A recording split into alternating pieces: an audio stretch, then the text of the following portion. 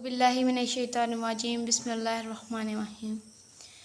अस्सलाम वालेकुम dear students, उम्मीद है आप सब ठीक होंगे और अल्लाह पाक आपको ठीक रहे। और आज मैं आपको बताऊंगी कि आज मैं उर्दू ब्राइन जमात नहम को लेके आई हूँ और मैं आपको इसकी कंप्लीट डिटेल्स बताऊंगी। यानी कि जैसे आपके टीचर्स आपको समझाते हैं वैसे मैं आपको ऑनलाइन क्लास दूंगी। जो स्टूडेंट्स स्कूल नहीं जा सकते वो मुझसे यहाँ पे ऑनलाइन क्लास ले सकते हैं। साथ साथ कमेंट करते जाना मैं किस पे वीडियो लेके आती रहूँ ताकि आपकी भी हेल्प हो जाए और मुझे भी कोई कंटेंट मिलता जाए। तो वीडियो स्टार्ट करने से पहले हमारे चैनल को लाइक शेयर सब्सक्राइब कर दें ताकि आने वाली हर वीडियो सबसे पहले आप तक पहुँचे। चलें अपनी वीडियो को स्टार्ट करते हैं। ये हमारी 9th क्लास की उर्दू है। यहाँ पे आपकी ये सारी फ़हरिस्त होती है, तरतीब होती है। यहाँ पे उन्होंने बताया होता है आपके कितने अनवान है, कितनी हमद है और कितनी आपकी गज़ल्स वगैरह। अगर वैसे तो गज़ल नहीं होती हैं, वैसे गज़ल हाँ होती हैं, गज़ल्स होती हैं इसमें। आपने क्या करनी है, मैं आपको करवाने लगी हूँ नसर हिजरत नबवी। फ़र्स्ट वाला चैप्टर हम आज पढ़ेंगे। मौलाना शिबली नुमानी ने इसको बताया है, इसको लिखा है। ये मौलाना शिबली नुमानी के बारे में रिलेटेड है। ये सिर्फ इसका ये आता है कि वो कब पैदा हुए थे और कब उनकी डेथ हुई थी और उनका नाम। आपसे पूछा जाएगा कि हिजरत नबवी के मुसन्नफ़ का नाम क्या है, तो आपने बता देना है मौलाना शिबली नुमानी। अगर आपसे पूछें कि मौलाना शिबली नुमानी कब पैदा हुए थे, तो वो 1857 में हुए थे, 1857 में। और उनकी डेथ कब हुई थी, तो वो 1914 में उनकी डेथ हो गई थी। बस इसके अलावा वो कुछ नहीं पूछते। तो चलिए आइए अपनी इस वीडियो को स्टार्ट करते हैं और मैं आपको लेके चलती हूँ हिजरत नबी सल्लल्लाहु अलैहि वसल्लम के चैप्टर पर। यहाँ पे सबसे पहले मैं आपको बताऊंगी कि इसमें क्या क्या है। यहाँ पे तलबा को तबलीग इस्लाम की इब्तिदाई मुश्किलात से आगाह करना है। इसमें उन्होंने बताया हुआ कि आपको तबलीग इस्लाम की जो इब्तिदाई मुश्किलात था उसके बारे में बताया जाएगा। सीरत नबी सल्लल्लाहु अलैहि वसल्लम की जो सीरत थी उनके बारे में बताया जाएगा। इसमें अल्फाज मायनी होंगे, अल्फाज होंगे, आपने उनके मायनी करने होंगे। और जो तलबा होंगे उनके दिलों में इस्लाम के बारे में एक ऐसा जज्बा बेदार करना है जिससे वो इस्लाम पर कायम हो जाए।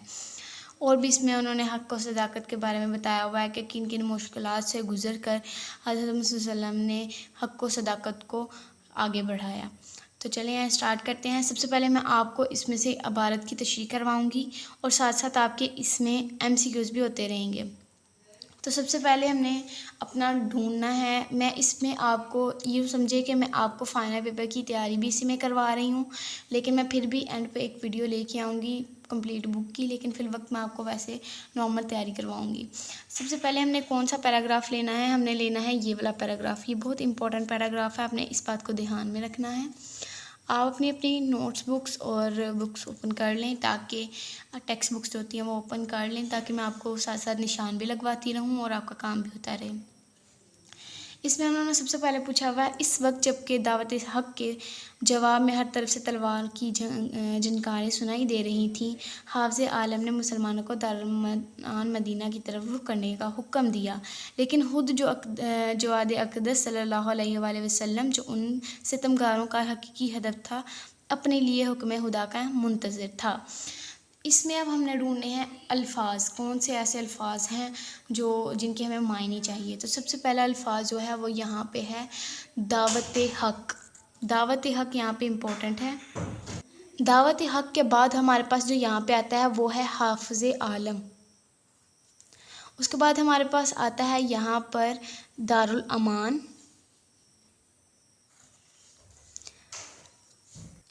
उसके बाद हमारे पास यहाँ पे आ जाता है ये हदफ।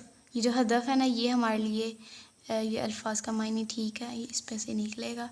ये हमारे पास कितने हैं, 1 2 3 4, ये 4 अल्फाज इसमें बन रहे हैं। अब हमने इसका मायने निकालना है। तो आपने इबारत लिखनी किस तरह है, उसकी तशरीह कैसे करनी है, वो मैं आपको यहाँ पे बताती हूँ नोटबुक पे। तब तक आप मेरे चैनल को सब्सक्राइब कर लें। सबसे पहले आपने क्या लिखना होता है, यहाँ लिखना होता है आपने हवाला मतन। जैसे जैसे मैं लिख रही हूँ आपने सिंपल यही यूज़ करना है। ऐसे करने के बाद आपने इसके आगे 2 डॉट लगा लेने हैं। सबसे पहले आपने लिखना है सबक का उन्वान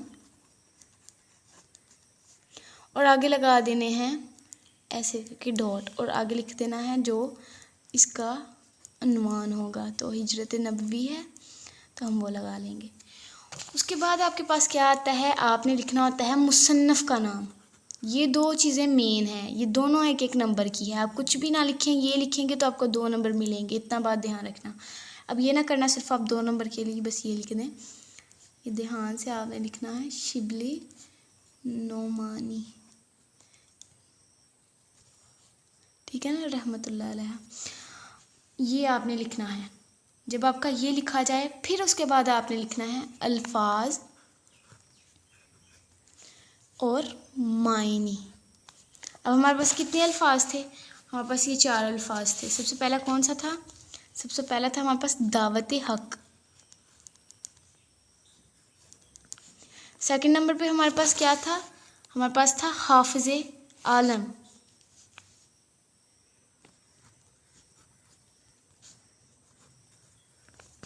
उसके बाद हमारे पास क्या आ रहा है, दारुल अमान।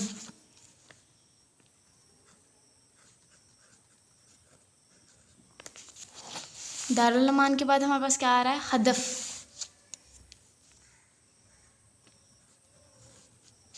जी ये हमारे पास चंद एक ये थे 4 हमारे पास अल्फाज मायनी थे। सॉरी कि मेरा जो है ये कैमरा ये थोड़ा सा हिल रहा है क्योंकि मैंने स्टैंड नहीं लगाया, मैं हैंड से बना रही हूँ, तो इसलिए आपको थोड़ी सी प्रॉब्लम हो सकती है, तो इसे आप इग्नोर कर लें। अच्छा जी, सबसे पहले जो हमारे पास दावत हक है, इसका क्या मायने बनता है। दावत हक का मतलब है आप जैसे दावत यानी कि किसी को बुलाना, हक यानी कि हक को सदाकत पर, तो इसका बनेगा हक को सदाकत की दावत।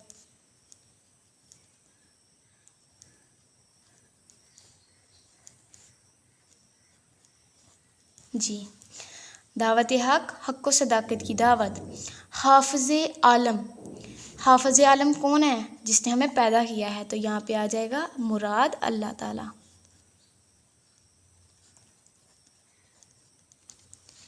उसके बाद हमारे पास आता है दारुल अमान।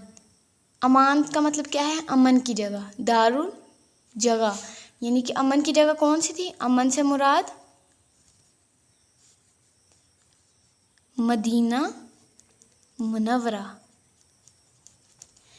हदफ, हदफ से पता चल रहा है निशाना। हदफ का मतलब होता है निशाना या कोई ऐसी कसम लेना, तो यहाँ पे हम इसका मुख्तसर मायने लिखेंगे निशाना।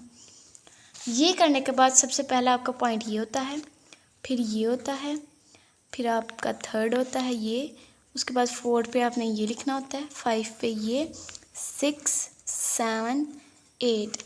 अब 9 पे आपने क्या करना होता है, 9 पे आपके पास आती है तशरी। आपने हवाला मतन में सबक का अनवान लिख लिया, मुसन्नफ़ का नाम लिख लिया, अल्फाज मायनी लिख लिए। अब आपका नेक्स्ट क्या आता है, अब आपने लिखना होता है यहाँ पे तशरी। तशरी आपने कम से कम 5 लाइन की करनी होती है। मैं आपको तशरी लिख के नहीं दिखाऊंगी, बल्कि मैं आपको बोल के समझाऊंगी कि मैं आपको ये, आप एक दफ़ा पैराग्राफ में तो पढ़ चुकी हुई हूँ, मैं आपका इसका मुख्तसर सा थोड़ा सा लंबा करके बताती हूँ। मुख्तसर होगा यानी कि ओपन वर्ड होंगे, इतना ज़्यादा गहराई में नहीं जाऊँगी। तो ये है कि इस इबारत में मुसन्नफ़ कहते हैं कि ये वो वक्त था जबकि इस्लाम की दावत के जवाब में दुश्मनों की नौबत तलवारों तक जा पहुँची थी, कि वो तलवार लेके आ चुके थे।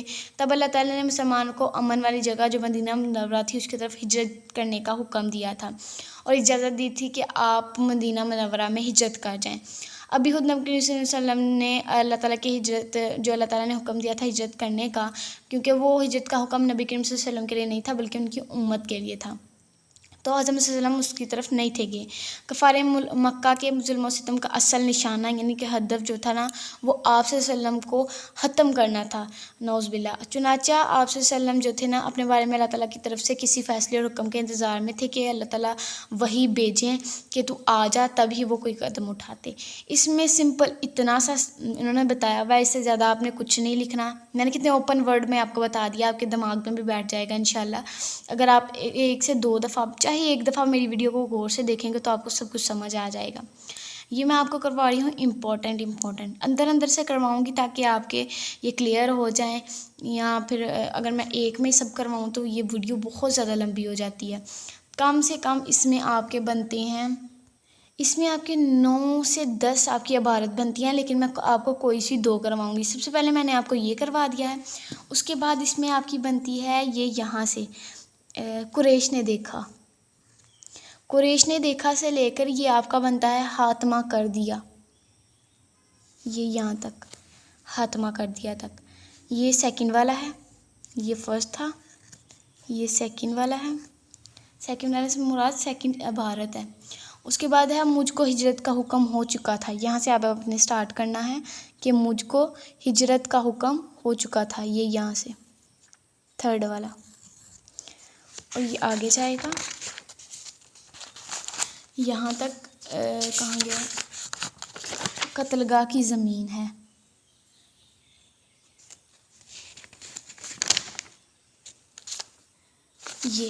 ये ज़मीन है तक, यहाँ तक आपने करना है। ये देखिए यहाँ तक। उसके बाद आपके पास एक आ जाती है ये सख्त खतरे का, ये सख्त खतरे का वो था, क्या कहते थे, मौका था। अब आपने ढूंढना ये सख्त कहाँ है। तो ये पीछे है, आप वापस इस पेज पे जहाँ से हमने ये थर्ड वाला किया था, इसी के अंदर आपका ये फोर्थ वाला भी है। इट्स मीन कि आपका थर्ड और फोर्थ सेम है यहाँ तक। उसके बाद आपके पास आ जाता है एक और जी। इसके बाद आपका यहाँ से बनता है कफ़ार ने जब से लेकर, और ये आएगा आपका हकाइक का बोसा हलाइक है, ये यहाँ पे आपका आ जाएगा 5 वाला।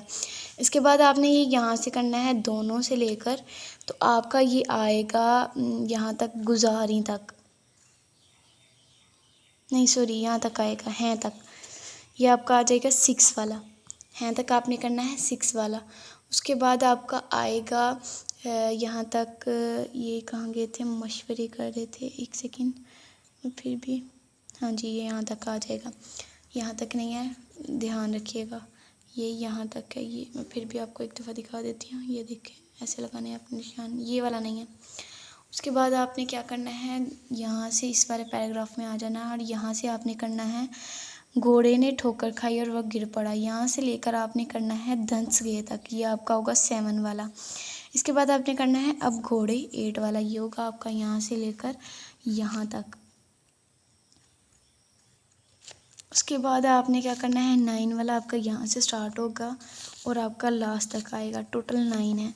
अब मैं आपको करवाऊँगी इसमें से ये वाला जो है ना, दोनों साहिब, ये मुझे इम्पोर्टेंट लगता है, इसके ऊपर मैं इम्पोर्टेंट लिख देती हूँ, ये मुझे इम्पोर्टेंट लगता है। ये वाला मैं अब आपको करवाऊँगी कि दोनों कहाँ गए, दोनों साहब पहले जबल सूर के गार में जाकर पोशीदा हुए।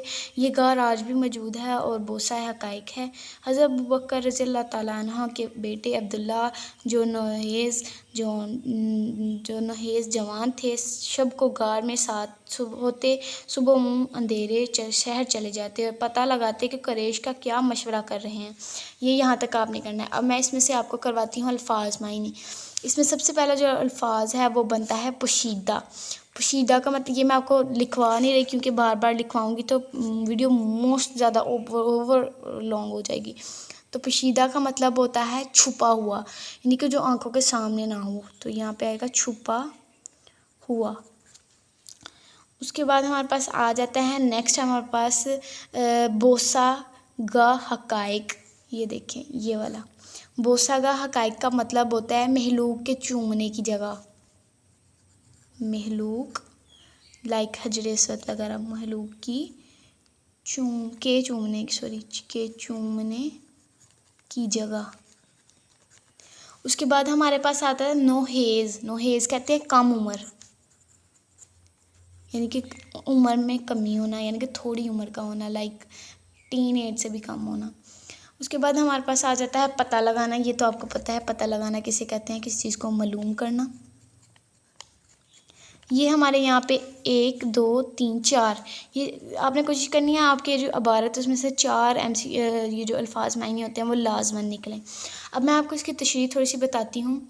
आपने सिंपल, जैसे मैंने यहाँ पे ही बताया हुआ है ना, आपने सबक का नाम, उन्वान और वो जो 4 अभी निकाले हैं वो आपने सिंपल यहाँ पे लिख लेना। तशरीह में आपने 5 से 6 से 7 लाइन की लिखना है कि हज़रत मोहम्मद सल्लल्लाहु अलैहि वसल्लम जो थे और हज़रत अबू बकर थे ना, वो जबल सूर के गार में जाकर कफ़ार मक्का की नज़रों से ओझल हो गए थे।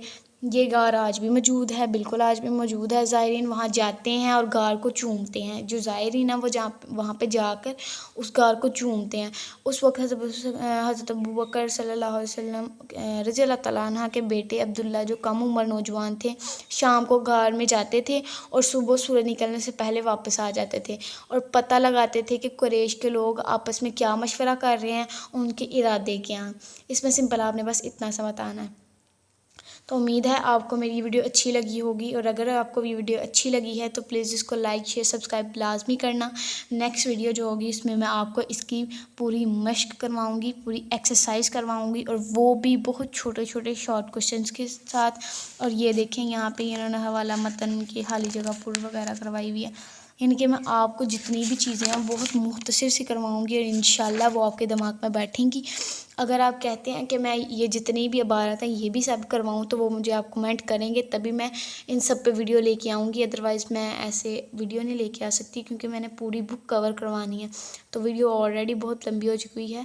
तो नेक्स्ट वीडियो का जो लिंक होगा वो मैं इस वीडियो की डिस्क्रिप्शन में दे दूँगी, तो आपने वहाँ से देख कर नेक्स्ट वीडियो पर चले जाना है और कोशिश करनी है कि ज़्यादा से ज़्यादा आप इस वीडियो को शेयर करें और सब्सक्राइब लाइक करें। तो मिलते हैं अपनी नेक्स्ट वीडियो में, तब तक के लिए स्टूडेंट्स अल्लाह हाफिज़।